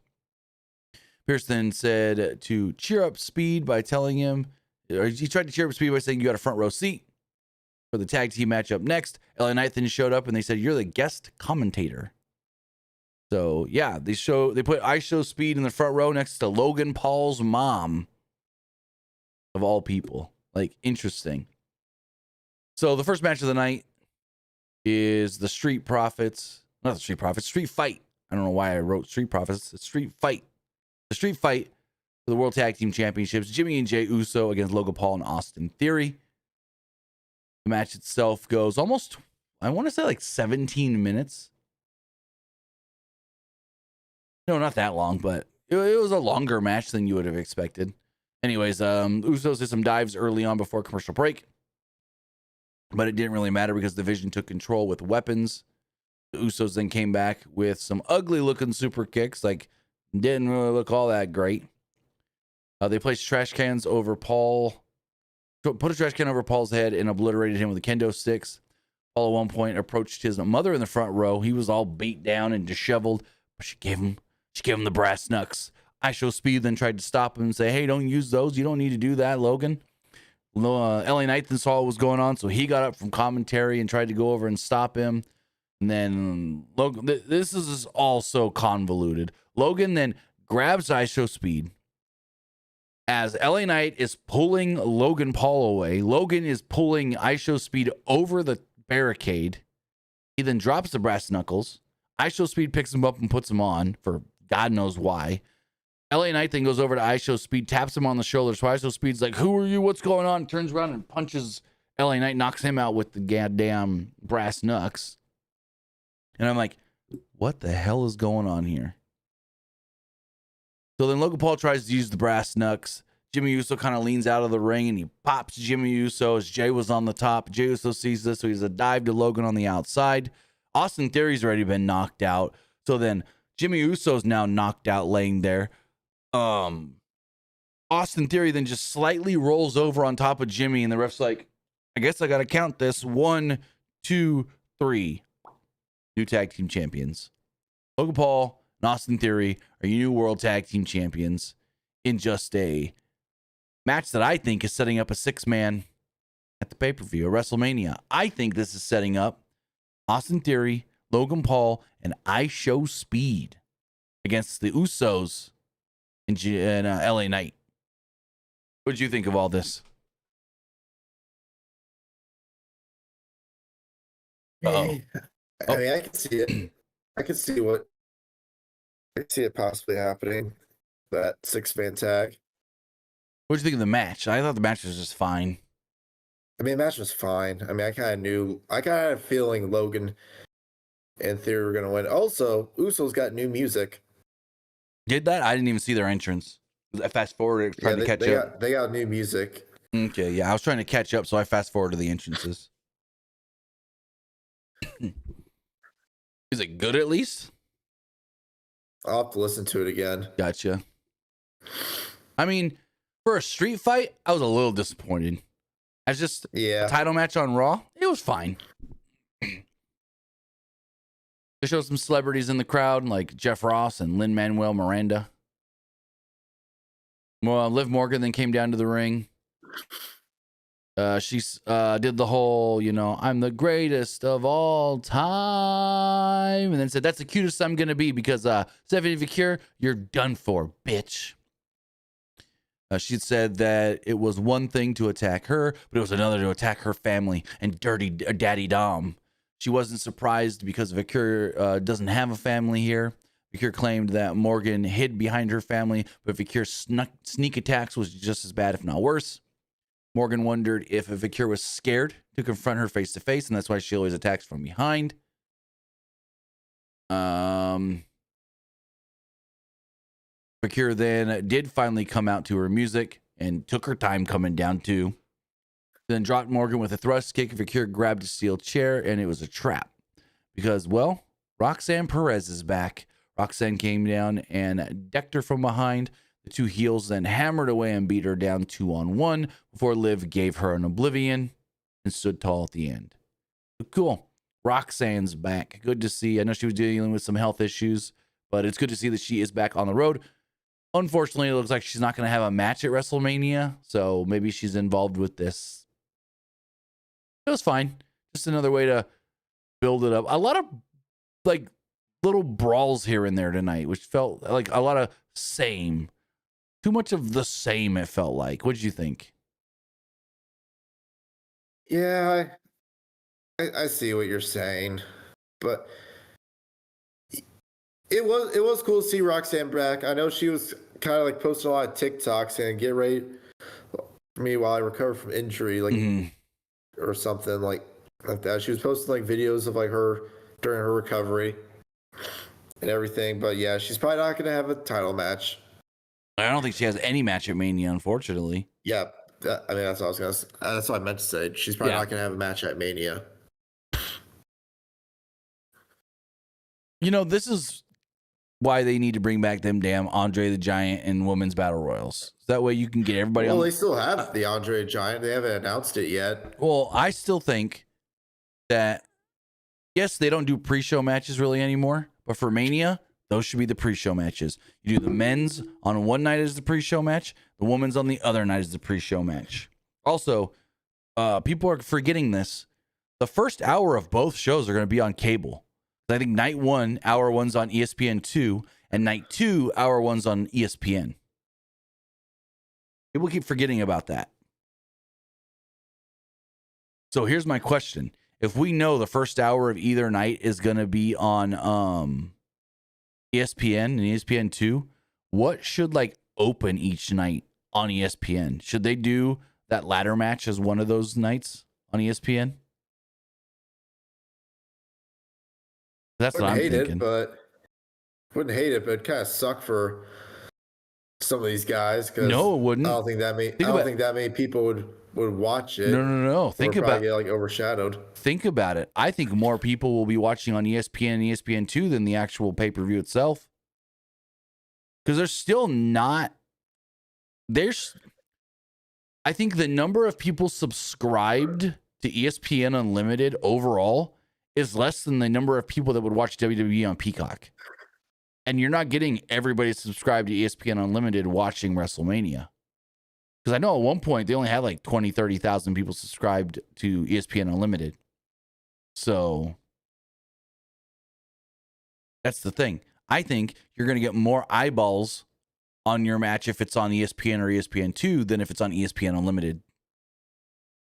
Yes, it's supposed to be more important if it's on the pay-per-view itself, but I don't think that matters anymore. It's just like UFC. They're doing some of their shows where the first hour is on CBS and then the rest is on Paramount Plus.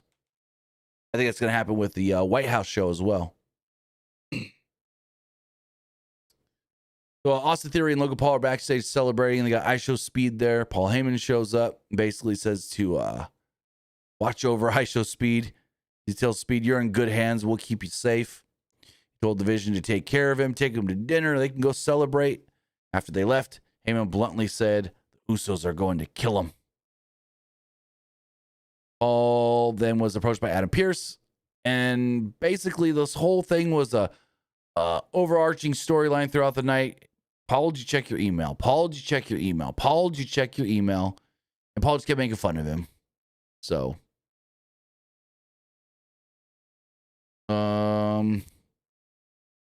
also another thing that got reported earlier was we mentioned how, you know, it was reported earlier that they were going to do qualifying matches for the ladder match for the IC title, but then that report ended up not becoming true. There was also a report from Fightful that said, and I'll read it verbatim from what they wrote. This actually didn't end up happening either. Very mild spoilers that only a crybaby would get mad about. And I'm sitting here going, wow, grow the fuck up. They're now responding to goddamn JD from New York on their paywall. Like, yeah.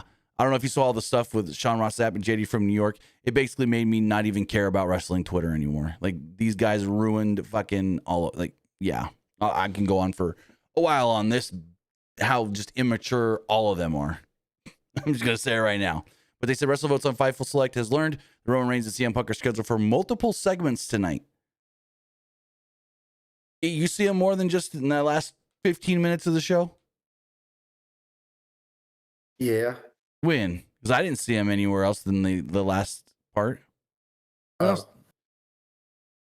Because this said they were supposed to be in multiple segments on Raw. Oh, yeah, they weren't. Never mind. No. They announced that before Raw went on the air. So unless something changed, like the whole qualifying matches for the ladder match, then they were wrong twice tonight. But yeah, no. That's all I'm going to say on that stuff, though. That stuff with them going back and forth and all that yesterday on Twitter, I got off Twitter because I couldn't handle seeing it anymore because it's all just fucking 40-year-old guys arguing about wrestling news and who does it better and who's got more views on their, like, whatever. Grow the fuck up. Anyways, Michael Cole said this is the first time since 1987 the women's tag team titles were defended in Madison Square Garden. I'm like, what? And then he told us it was the Glamour Girls versus the Jumping Bomb Angels. And I was like, oh, okay. So, women's tag team titles on the line. Nia Jax and Lash Legend defending against Bayley and Lyra Valkyria. Yeah, it went 10 minutes and then had one of them shit DQs like everybody expected. Not much happened before the commercial break. We went to break about 3 minutes in. Back from the break, Valkyria planted Legend with a DDT, made the hot tag to Bayley. Bayley then dropped an elbow. Legend cut her off with a big boot. Jax followed this up with a leg drop for a 2. They all then started trading big moves when the Bellas would come down. Then quickly out came Charlotte Flair and Alexa Bliss. Valkyria then left the ring to talk to them for some fucking reason, who knows why, and Jax attacked her from behind. Then they all just started brawling. Charlotte attacked somebody in the ring. I didn't even see who it was, but they called for the DQ. And the fans were, you can hear the fans go, oh, like you didn't expect it? I totally expected this to happen. And then everyone just brawled and they all just fought. Nothing to it. It's built up a 4-way for the women's tag titles at WrestleMania. What'd you think? It was okay. the more we're reviewing and talking over this show, the more I'm sitting here going, man, this was not a good Raw. I'm gonna be honest with you, It's kind of boring. Like one of my friends from college, like he's also a WWE fan. Yeah. And he was telling me, he was like Raw was dumb, but I'm still excited for Mania. Oh yeah.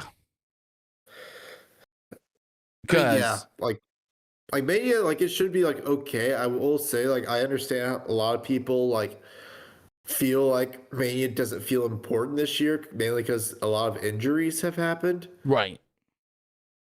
Because like I will admit, like Seth getting injured really kind of screwed over a lot of plans. Well, a number of things got changed because of it. Yeah, because like originally it was supposed to be Seth versus Roman main event Mania. Yep. And then I don't know if this was true, but there was a rumor that it could have been Cody versus Punk for the Undisputed title. Well, that was the plan. It was supposed to be Seth and Roman, Cody and Punk. That was the original plan back at like SummerSlam. So that's not where we're at now. I'm actually going to do a video. I'm going to try and go back and like find all those news notes and tidbits and stuff and compile them all together and then try to like make a video about where the Mania card was a year ago-ish to where it is now at Mania. I think that'd be a very interesting video, something to go look back at as far as how everything's developed and changed and whatnot. Hearsay, like per se, because for all we know, all these news rumors and everything was not even. I don't know. For all we know, it could have all been false news, anyways. But a lot of it makes sense, so we'll see. Well, there was also another rumor that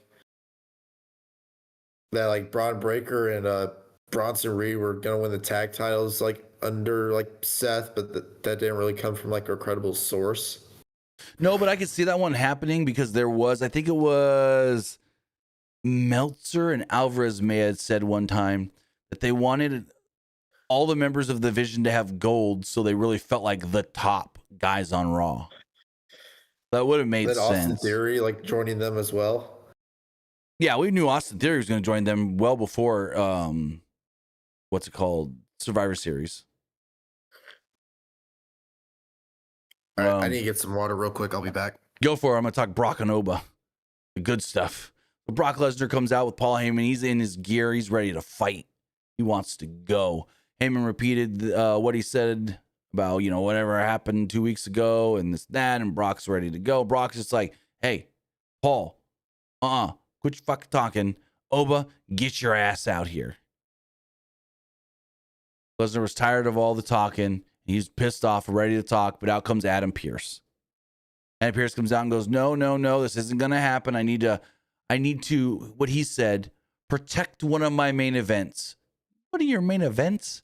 You have two main events. You have the Monday, you have the night one main event, you have the night two main event. Nothing else is a main event. Main event means it goes on last.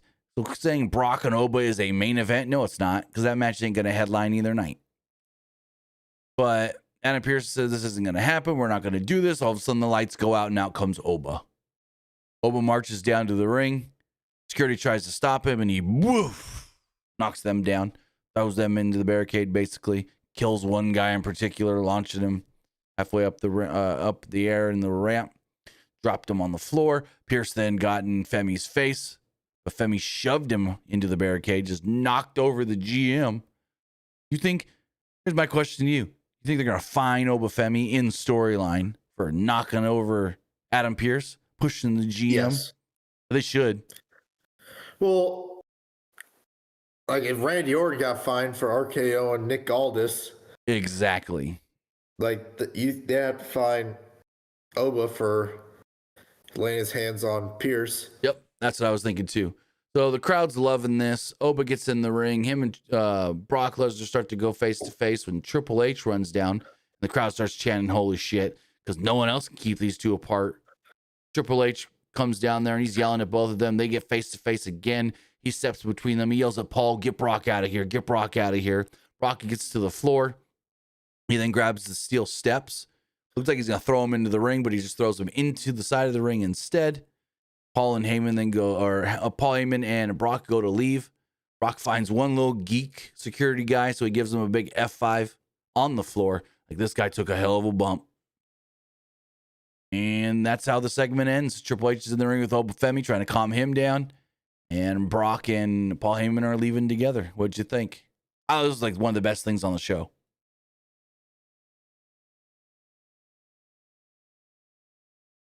Yeah, I thought it was pretty good. I liked it a lot. So we got a Finn Balor pre-tape promo. Basically just saying, Judgment Day were family. They used to run Raw. But things changed. He talked about, he was there for Dom when he turned on his dad, and he had his back for years, and everything kind of just changed. He said Dom didn't lose the Intercontinental Championship because of him. He lost because he was self-entitled and a jackass. Balor was guilty of creating that jackass, though, and got in Dom's head and kind of gave Dom all of his confidence and said now he's going to fight him at WrestleMania and destroy what he created. Basically saying, I made this version of Dom. I helped him become who he is today. And now I might need to take his little punk ass down. So, good little promo here from Finn Balor. Michael Cole then gave Carmelo Hayes a shout out, saying that he was having a banger after banger matches on SmackDown with the IC or with the US title, but it all ended last week when he lost the title to Sami Zayn. Then we had the Intercontinental Championship on the line. Penta defending against Kofi Kingston. Over the weekend, Penta put out an open challenge, and Kofi, former Intercontinental Champion in his own right, did accept the open challenge. Kingston had control early on, giving Penta a back body drop onto the apron. Waller was about to go after Penta, but Kingston stopped him and said, no, I want to do this on my own. I don't need the help. Following a okay little heat segment during the break, Penta mounted a brief comeback until Kofi cut him off with an SOS for a 2. Penta then on the outside of the went to the outside of the ring. Grayson Waller was about to chuck him over the announce table, but thought better of it and placed him on the apron. Kingston then called Waller a dummy and told him to leave. Leave us alone. Don't touch Penta. Like, I want to do this on my own. Kingston tried a leaping backwards dive, but Penta caught him and suplexed him onto the announce table. Waller told Kingston that maybe he didn't need him. They're doing this whole thing where Grayson Waller's jealous because Kofi kept asking Javon Evans to join Judgment Day, but even though Grayson Waller's been with Judgment Day, they've never asked him to be an official member. Penta then flew in at that moment of them kind of arguing and laid out Waller with a Canadian Destroyer. Back in the ring, Penta came off the top rope, but Kofi met him in the mid-air with a Trouble in Paradise for a near fall. Kingston set up for a superplex. Penta dropped him and spiked him with a Canadian Destroyer and pinned him 1, 2, 3. So there we go. Penta retains the title. Then afterwards, Penta mentions or announces, talk to Adam Pearce. I want to defend my title against many people. We're going to hang the title high above the ring in a ladder match. So, again, we know that match will be Penta, Javon Evans, JD McDonough, Dragon Lee, and Rusev. Should be a great ladder match. What did you think of this and the announcement of the ladder match? I mean, the match was good. I knew, like, Penta was going to win after the match. Like, oh, they're going to announce the ladder match. Now, here's my question.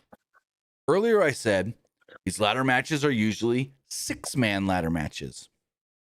Now, we do know that before WrestleMania, on April 11th, I want to say, Penta will defend the title in AAA against Vikingo. You think something happens in that match where Vikingo ends up getting added to the ladder match to make it a 6-man?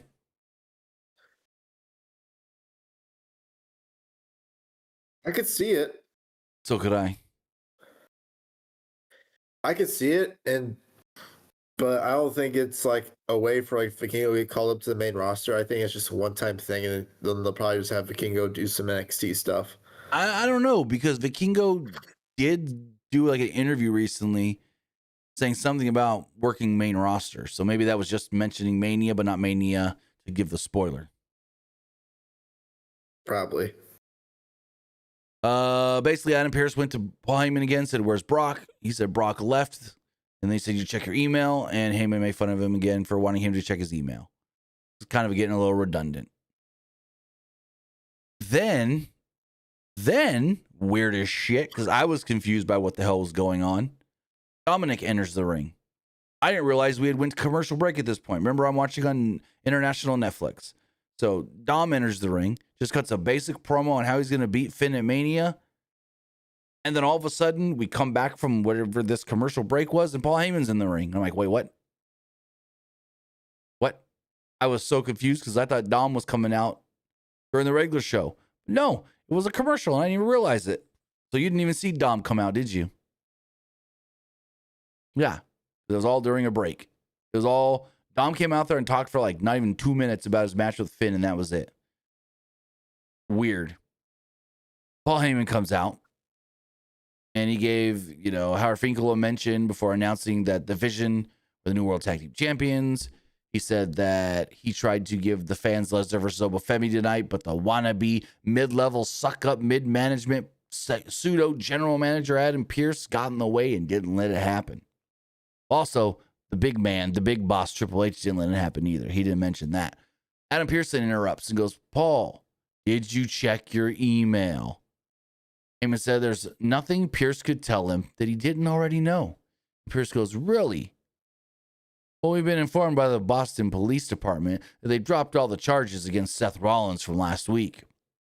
Heyman's like, yeah, I already know that. Continued by putting himself over, saying, I'm the last remaining manager from the 1980s, and I'm the last promoter still standing from the 1990s. When you really think about it, when you talk about the big promoters of the 90s, him, Eric Bischoff, and Vince, he's the only one still in wrestling. Like, technically, on TV and wrestling. Go for it.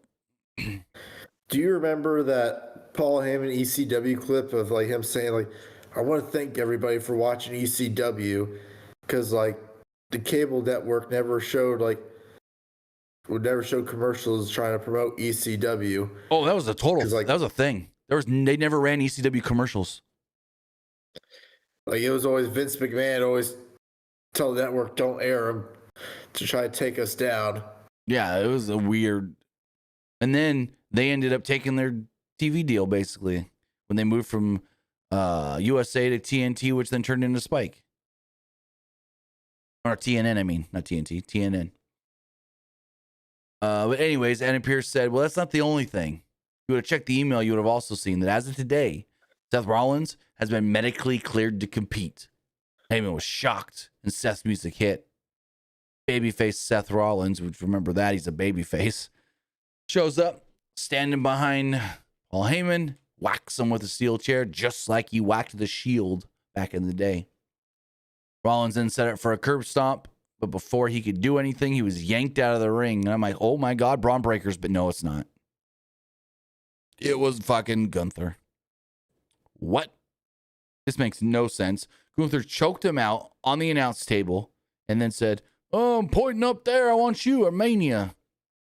And Michael Cole tried to say that this is the next career Gunther is going after. So fast forward a little bit. Adam Pearce comes out of the locker room in the trainer's area. He says Seth Rollins is pissed and he's getting Seth what he wants. He wants his revenge, so he's going to fight Gunther at Mania. So the match is official. It's Seth Rollins versus Gunther at WrestleMania. What do you think of this match getting announced? I know we talked about it already a little bit earlier, but to me, like at first I was kind of confused because I was like, please tell me they're not going to have Gunther join the Vision. Oh, I hope not. I don't think so. But then I was like, don't get me wrong, I think it would be a pretty good match. Don't get me wrong. I've always wanted to see Seth versus Gunther. The match should be really good. I agree with you. It should be a really good match, but I just feel like it was kind of just like it's only happening because of injuries, not like an actual like build up almost. Right. Exactly. It's only happening because Gunther's original opponent was supposed to be Ray. Mm-hmm. Ray's nowhere near to being cleared. And then Seth's original opponent was Braun Breaker, but Braun Breaker's not cleared. Correct. So that's why to me it just feels like, oh, this is only happening because of injuries. It's two guys that their originally planned matches fell through, and so we'll just throw them together. Basically. Now, did you notice the Club WWE logo throughout the show? Yes. So apparently, we don't know exactly what this is, but WWE has filed a trademark for Club WWE for some sort of a membership subscription service. So I don't know if this is going to be, I don't think it's a streaming service. Maybe it's like a Loot Crate style thing, but I don't know. That's all we know from the trademark. It is a membership subscription style service. So we had Io Sky versus, huh? That's interesting. Yeah. Let me see. What's the actual trademark say? I can pull it up real fast. It says here. Let's go here. Club WWE. Trademark for Club WWE says membership club services in the nature of providing discounts and special offers to members in the field of retail sales and special events. Basically, it's like, hey, pay us X amount of money, and then we'll give you money off of tickets and merch you buy. Is what it sounds like. Basically, you're not really getting much off if you're in this because you're still paying them. Like, it's probably like $30-$40. I don't know, maybe 20, just to get what, $5 off a T-shirt. Who knows even if it's even worth it. We'll see. It's probably some sort of fanatics thing. I think it is, yeah. Just some way for fanatics to get more money out of you. Moving forward, like I said, Io Sky versus Raquel Rodriguez. Match was fine. It went. I don't think I have a time for it, actually. No, I do not have a time for it. But basically, this match was more about setting up Io and Asuka, possibly for WrestleMania. The two went at it for a little bit, but nothing really happened before a commercial break. Afterwards, Sky hit an acai moonsault, Penta style, kind of, I guess you would say. Sky then made a comeback when they returned, but Rodriguez got her feet up on the moonsault attempt. Sky responded with a Hurricane Rana and a double foot stomp for a 2. Asuka and Kairi Sane would then run out as Asuka urged Sane to get involved. Sane then leapt on the apron, but Sky confronted her. Rodriguez then tried to take advantage, the big boot, but Sky moved out of the way and Rodriguez booted Sane off the apron. Sky then hit Rodriguez with a running Meteora before turning her attention to the outside as Asuka was yelling at Sane. Sky then decided to wipe out Asuka with the suicide dive, but she slipped and went through the ropes and landed right on her head. This did not look good. Sky then popped right back up. Sky said something to Kairi, and then she got back into the ring, but Rodriguez was there waiting for her, grabbed her, hit her with the Hana Bomb, and just pinned her. I thought this was fine. I guess it's just going to lead to Asuka, and hell, book it like a Russo match. Kairi Sane on a pole. Who gets Kairi? Basically. Honestly, I think it would be. I kind of want to see Io Sky and Kairi as a tag team on the main roster. Bring back the Sky Pirates. That wouldn't be bad. I want to do have a time. This went 10.5 minutes. Do you know I totally forgot about Io? What about it? I totally forgot about like her like original like WWE gimmick before like this one. The Io Shirai. Yeah, the Io Shirai. Remember when she had that like Stardom mask originally? Oh yeah. I forgot about that. I totally forgot about that. Anyway, then when she turned heel, she like transitioned to like the black leather and everything, which is probably the best thing that WWE's done to her. Because that's gone over so well. Now, if they let her and Asuka just have the kind of match that I think they can have, like don't put restrictions on them and just say, hey, go out there and have a match of the night, I think they would kill it, her and Asuka. Like, we don't need... Here's my one worry about this match. Kairi's going to be too involved. Like, if it's a singles match, I think Kairi's going to be too involved and it's going to take away from how good the match could be. Backstage, This is where Jackie Redmond asked about Seth Rollins. Pierce said Rollins will face Gunther at WrestleMania. They also, right before this, announced that John Cena will be the host of WrestleMania. And for some reason, I just lost the live chat. Give me 2 seconds. Oh, we're still live. Okay, never mind. I thought we lost connection. Nope, we're good. Then we got our main event segment with CM Punk and Roman Reigns. Roman Reigns comes out first, takes his time coming down to the ring. He says, New York City, acknowledge me. They start to, and then out comes CM Punk. CM Punk got his hands all taped up. He's ready to fight. He ain't ready to come out here and talk. He's ready to fight. Go straight to the ring and they brawl. They start fighting. They're beating each other up. They're fighting in the ring. They're fighting on the outside. All the geeks come out to come break it up. And what happens? Petey Williams takes a big ass fucking spear on the floor. Roman was about to powerbomb Punk, but Punk fought out of it. Punk then slipped out and gave Roman a GTS. Punk acted like a crazy man and maybe like he was done, but he wasn't done. Punk then grabbed Reigns and powerbombed him through the announce table like Reigns did to him last week. But unlike Punk, who last week laughed off being powerbombed through the announce table, Roman was basically dead. And Punk screamed, "Who's fucking old now?" Because remember, like I said, last week, Punk went through the table, and yeah, he was hurting, but he was laughing about it. This week, Roman was kind of dead.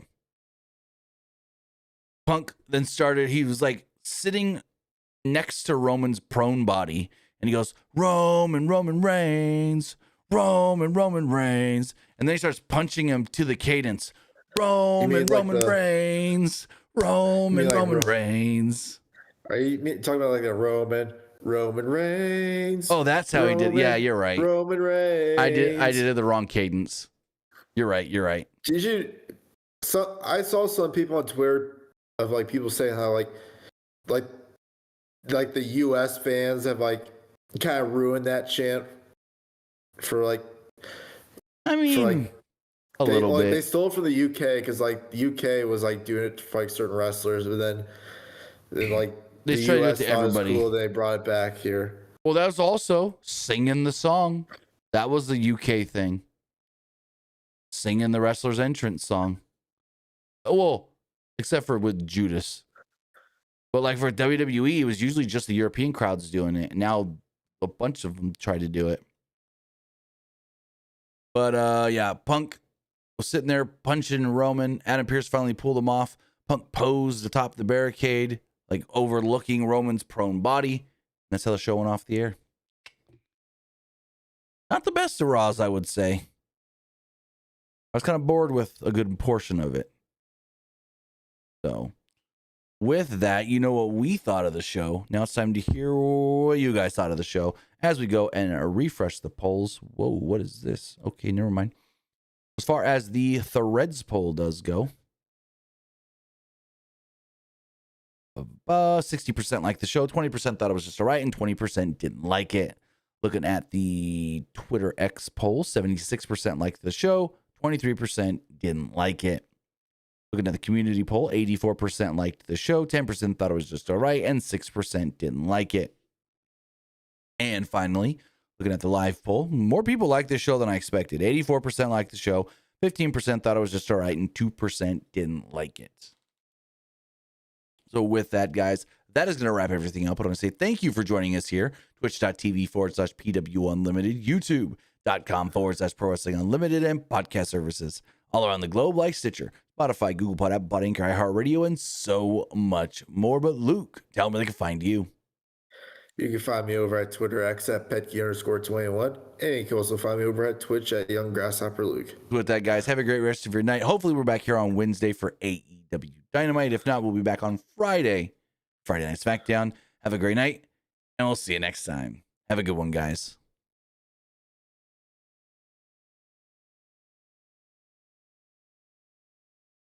All right, real quick, if you're still watching on Twitch, we're going to hit up a